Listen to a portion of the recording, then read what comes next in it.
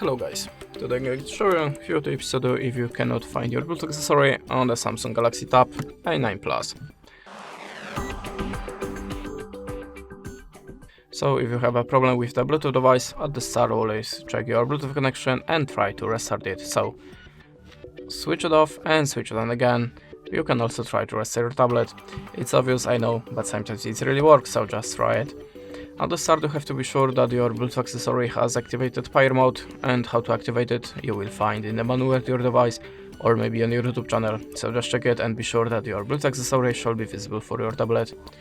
But if still not, open settings and choose general management.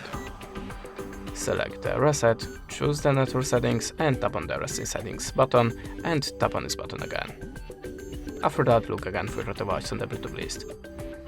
You can also try to upgrade your system, so go to software update and choose download and install. If you have any, just install it and check for your device on the Bluetooth list again.